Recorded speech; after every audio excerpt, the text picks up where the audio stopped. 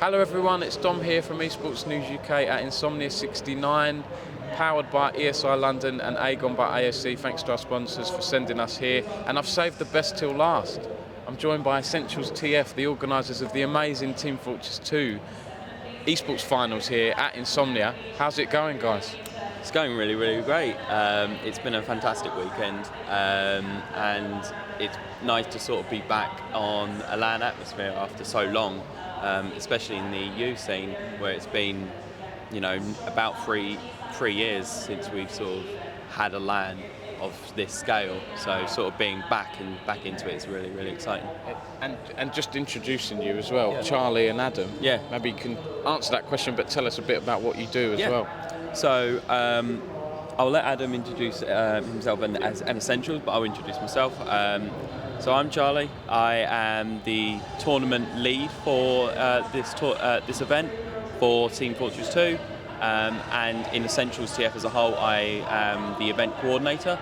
So I'm one of the people that sort of brings in the show, sort of the higher level organisation, working with each of the different departments, sort of collaborating and sort of getting the event towards its completion.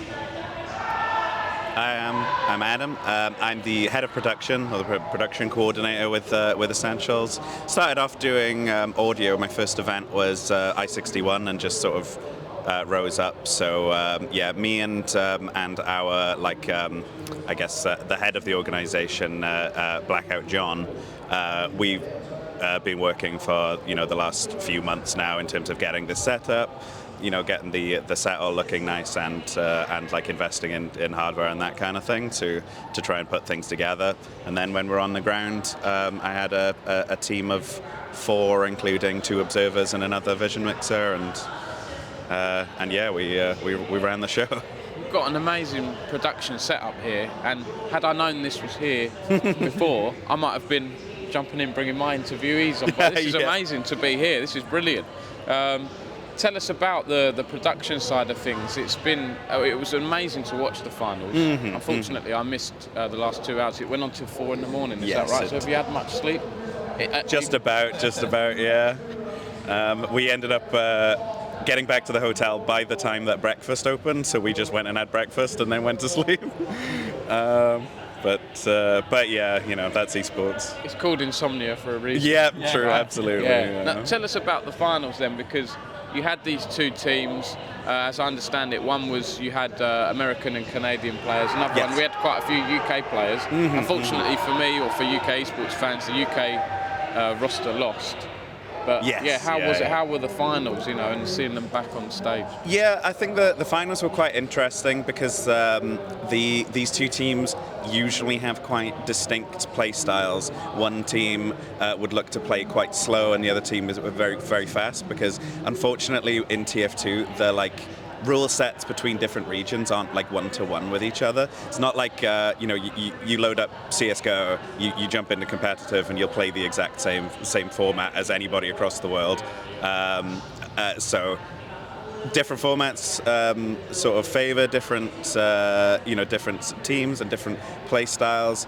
But what was quite interesting was you could see during the match the American team, Tech, adapting to Witness's style and basically playing them at their own game, and it definitely worked out. Sometimes we don't like to see a slower game from both teams, but it's really cool to see at an event of this scale, people taking it that seriously to optimize their play and do what it takes to win. So yeah, that's pretty cool. I'm amazed by TF2 because, in a way, and a few people have told me this, some people have said to me, how come TF2 has such a big crowd, and when League of Legends is a bigger or more popular game around the world, for example, but to you guys or to the TF2 community, this is almost like a world championship, right? Yeah. Because you don't have all those grassroots tiers that League of Legends might have in all these tournaments around the world. Yeah. Because TF2 sort of had a really weird origin story if we talk about esports, because it came out at one of the worst times for esports, because it was around 2007, 2008.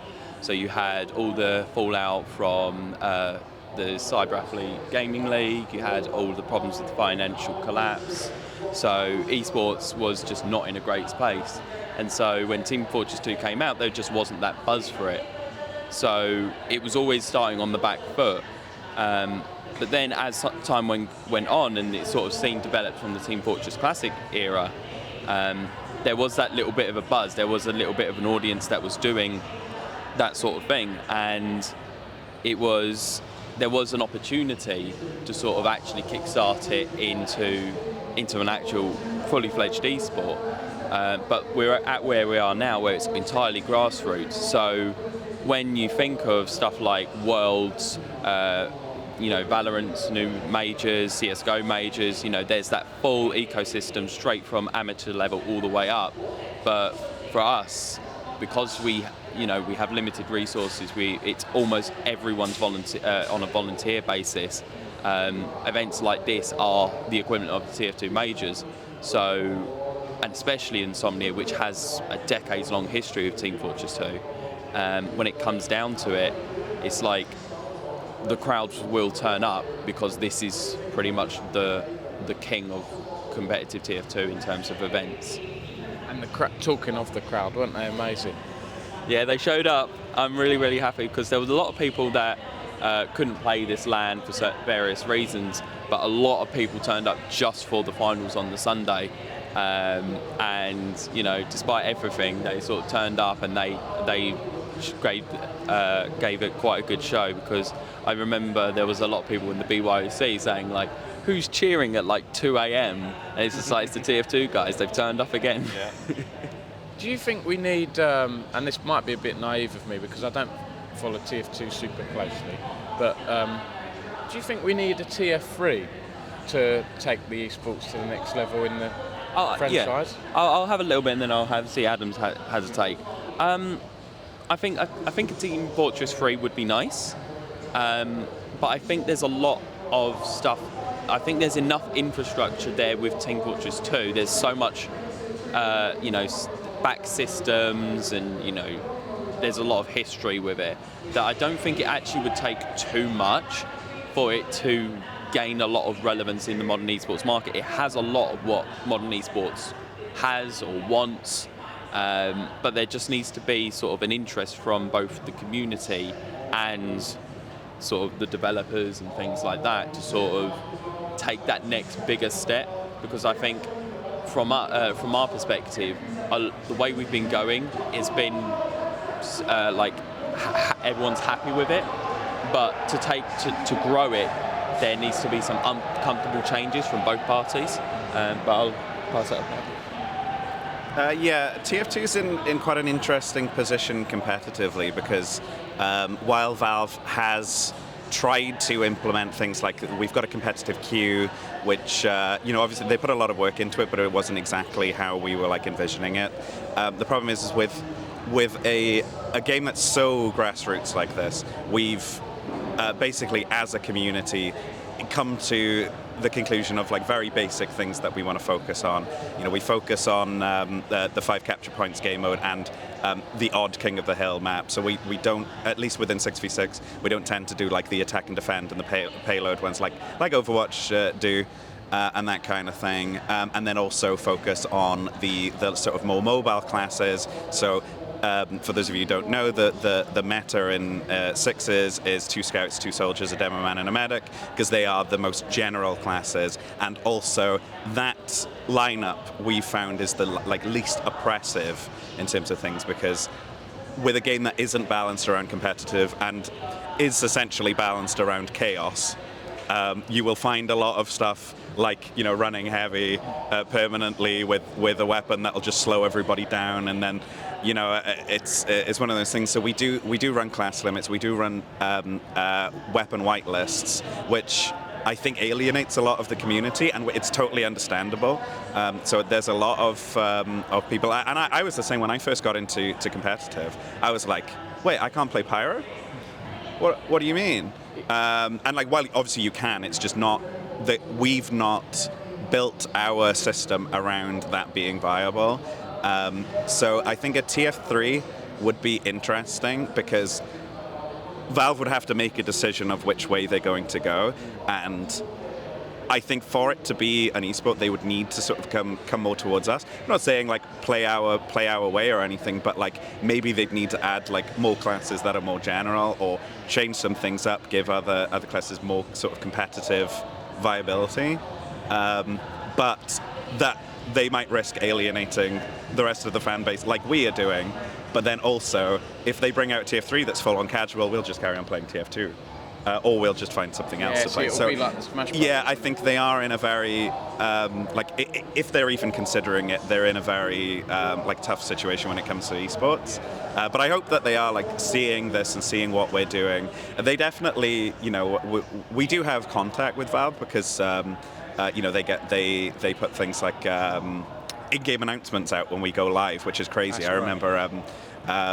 We'll probably get onto this in a little bit, but we've worked with DreamHack in the past. They couldn't believe that we could literally get Valve to anybody playing the game at that moment for the word DreamHack to come up on their screen. They couldn't believe it. And like, it is actually kind of crazy, even though like, you know, we don't get the support that a lot of other esports do from their developers. There's still some pretty big things. We've got in-game cosmetics that we can give out to, that are basically medals. We can give out to the players, and they also post on the website, either on the blog or on their news where they put the updates and that kind of thing when events happen. They show up on the Steam homepage and that kind of thing. So, you know, while we do have contact with Valve, obviously it's not you know, to that level. So I hope they're seeing this. I hope that if they are like thing about that, they do come towards our side. Obviously we are biased, but I do think that there is a compromise, like you can see with Overwatch. Overwatch isn't as rigid as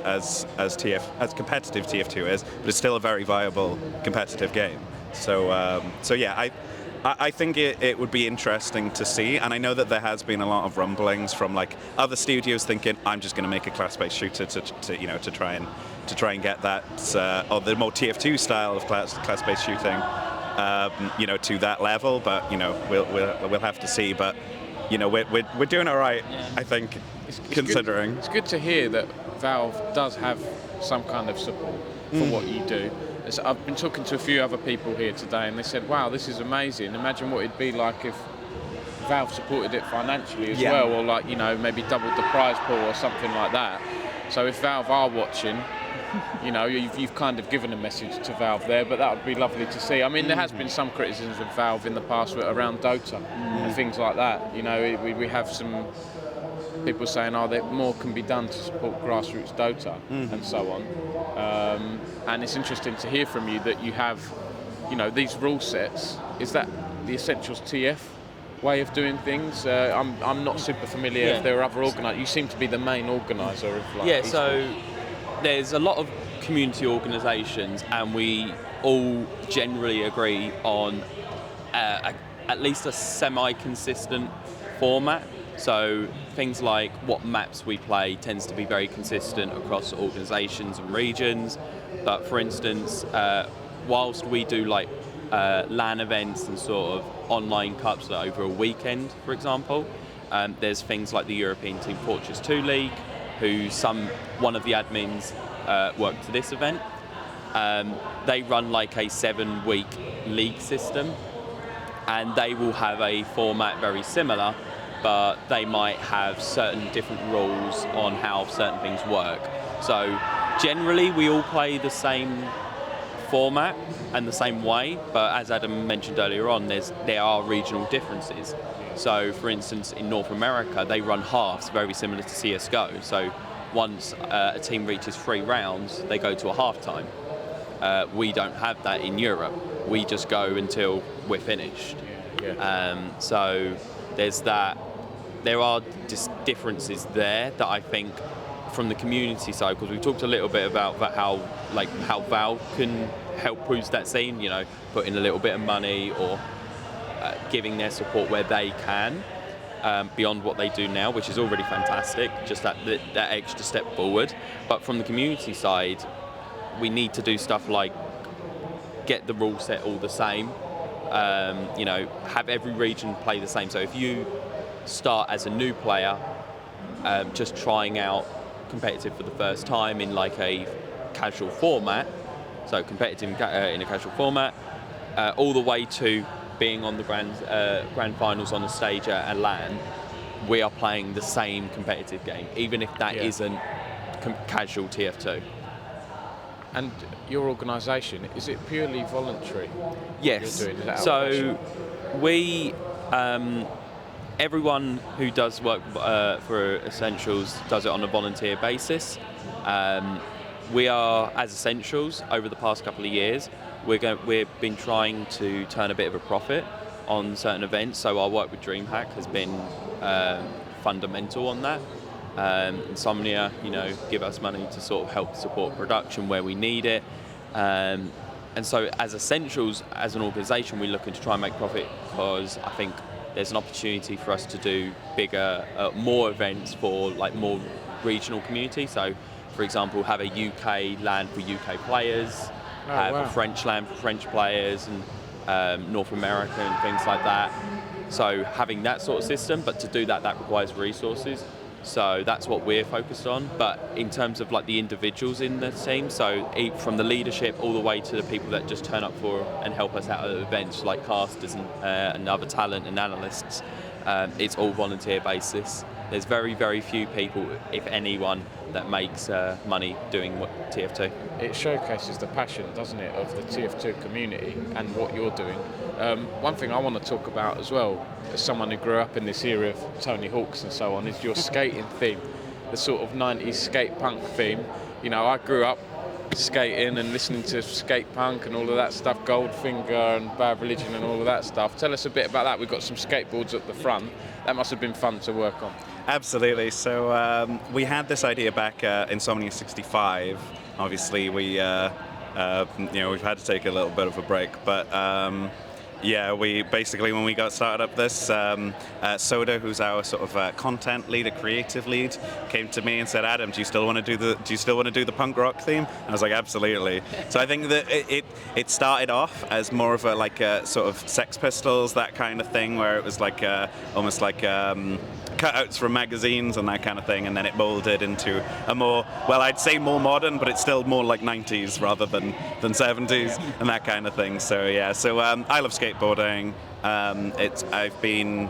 And that passion's been reinvigorated, ironically, by a game that has very little to do with skateboarding. But I think that the sort of kickstart of that was, you can see on the thing, the Scout, which is the class that's on there, got an in-game taunt or emote where he does ride a skateboard and you click to make him do a kickflip and that kind of thing, and it was just perfect timing. That's what we got. And then the last update, he actually got more. He got like a helmet and knee pads and that kind of thing. So it was just the stars aligned really to get that. And we had an original song written for our theme song. I was going to ask about that. Yeah, so the walkout music and the song that's in our intro and that kind of thing is original by us. We're looking towards releasing like a full version of it because it's pretty much only the end where the guitar solo kicks in and that kind of thing. We try and make a big deal of theming and content and that kind of thing.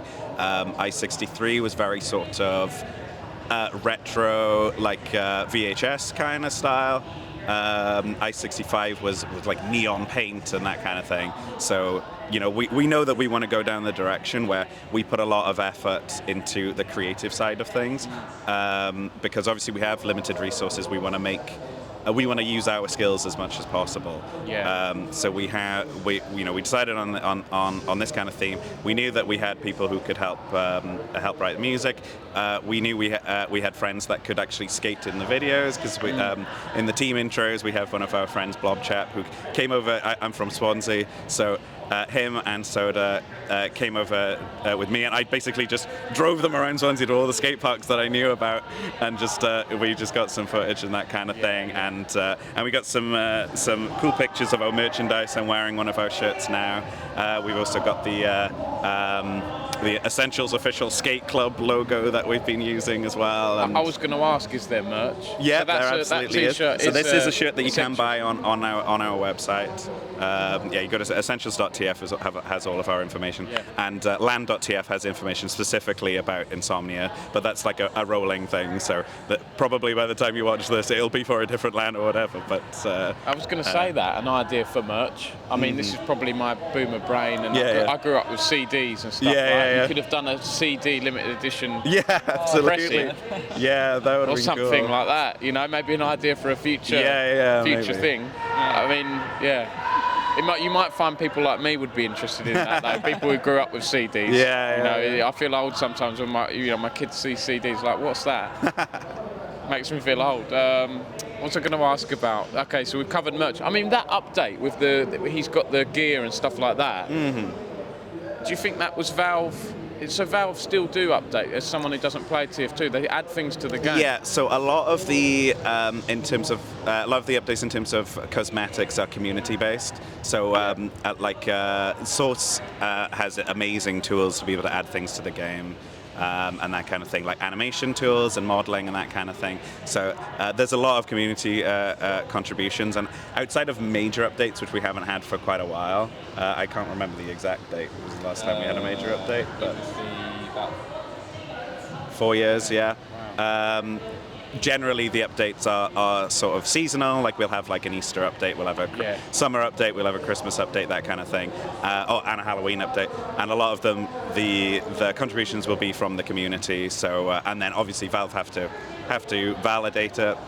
So we've got like community skins, we've got like hats and cosmetics, taunts, and I think that's probably about it. But yeah, and the community has contributed weapons as well, which is super cool. Because I'm not aware of that ever happening in any other game where the community can directly contribute to how the game is played, not just what it looks like. And the community as well. I mean, the video you made when people were walking out, I'm guessing someone had sort of custom made moving the camera around in the game to make a sort of unique video. And what I love about TF2 is the community.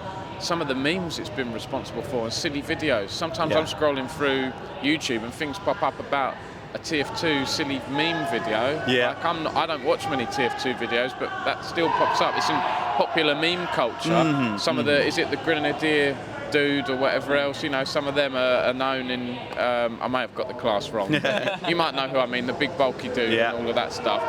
That must be fun to see the memes crossing over into wider culture. For sure, like TF2 is very ingrained within gaming, I feel. There's a lot of people that are aware of it, even if they've never played it, even if it's just because of content or because of because of memes and that kind of thing. There are very big content creators out there now that have started within TF2. Like German's probably the best example. Muselk as well. Like these are people that have a huge following now and had a huge following in terms of like how TF2 how TF2 was at the time. So I think that TF2 is very present in like the gaming psyche, and I think that's only that's only a positive. And we play into that for sure. We've got the resupply cabinet to the side of you, but there's a big meme with that, because obviously the game came out in 2007. There's going to be some issues sometimes, and sometimes models can find their way into bits of the map that they're not meant to be. So a resupply cabinet ended up on the middle point in one of the map, and it looks a bit like a fridge, so it became fridge on mid, and that's why we just had to have it there, you know what I mean? So we play into it. If you check out our Twitter, TF2 Essentials, we're posting memes all the time as well. Like, it's lighthearted, it's not big esports. We may as well. And if you watch our intro video, there's a point where I think there's like 250 skateboards just being blasted into the camera, and it was just one of our guys was saying, I wonder if I can get 1,000 skateboards on screen, and his computer just died. So we toned it down a little bit.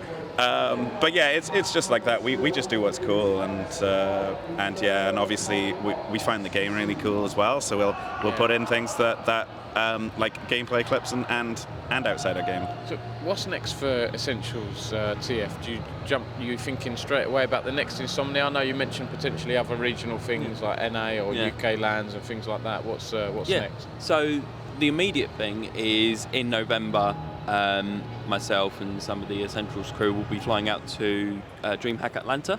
Right. We're looking at sort of expanding TF2's presence in that sphere. It did have history with DreamHack in the past, and we're sort of looking to kickstart that, bring that back.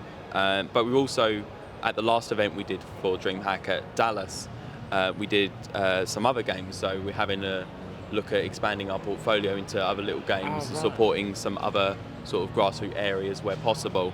But as for sort of TF2 specifically, there's Atlanta. We are sort of still thinking about that sort of roadmap, what that looks like. I think we are definitely going to have a look at some more regional content. So smaller lands, but in certain regions. I know that there's an event coming up in Germany in November, roughly around the same time as Atlanta.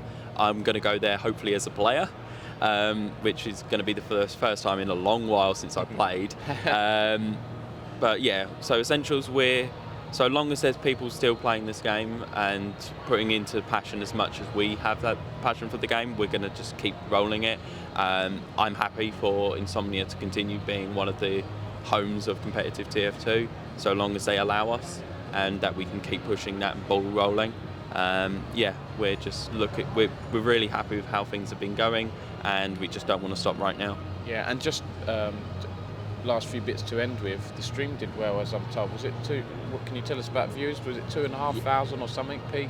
So our peak, we were able to actually get a bit of Twitch front page. Oh, brilliant. So we got a peak of around, I think, 4,000. Brilliant. Our average was about 1,000 on the main stream, because we did have another stream running as well. I think we had on the A stream about 80. It might be higher than this, but about 86,000 unique viewers as well. Amazing. We've had some really good numbers this stream for this event, and we've just sort of been going strength to strength, really. I don't know why this has popped into my head, but has Riot's launch of Teamfight Tactics TFT annoyed you, or has it brought more people your way? TFT, TF2. Yeah, so there's a couple of games that have sort of been in that sphere, because obviously one of the most notable ones is Titanfall 2, which has the acronym TF2. Oh my gosh, I forgot about that. So the communities have sort of mutually agreed to sort of put a vertical line between TF2 for Titanfall 2 and then just normal TF2 for Team Fortress. It's just like, we can't confuse them. But things like TFT, you hear like TFT in the corner of your ear and you turn around and it's like, oh, TF2? No, you're talking about Teamfight Tactics. Google must hate all this. Just Google differentiate between these things. Yeah, it's a nightmare. Do you want to on that, we have run into that, especially like with our work with DreamHack. We've had a few people involved in the organisation and people at the event. We say, we've got to do TF2 stuff now, and they're like, you can't be doing TFT, and I'm like, no, Team Fortress, it's okay, it's cool, don't worry. All right, cool. Thanks so much for your time, guys. It's been really nice chatting to you, and also seeing all the amazing finals and the community you have here. Is there anything else you'd like to add, any shout-outs or anything like that? I just want to shout out my crew, especially one of our team leaders, Elliot, or Ipoli, unfortunately fallen ill on the Saturday night and had to rush home. So we wish him well, but he was invaluable. He was new to our crew. He was one of the casters, and we thought, we want to get him in because he's a senior member of the community, and he's been invaluable. But the rest of the crew, especially the production crew, J-Max, Connie, and Beta. J-Max is his first event, and he killed it. And the content people as well. Yeah, I'll do very quick shout-outs. Just basically everyone on the crew. John, Blackout John, mentioned earlier on, he was just fantastic. He's like our behind-the-scenes guy. Rarely comes to LANs, but when he does, he sort of puts on a show. And then everyone sort of engaging with Team Fortress 2 and us as a community. Just the fact that there's still this community going and going strong just gives us passion to keep going. That's brilliant. Well, thanks so much for your time, both of you. Thank you for watching. Please give EssentialsTF a follow, and we'll be back at the next Insomnia for more interviews. Thanks to our sponsors, ESI London and Aegon by AOC, and we'll see you next time.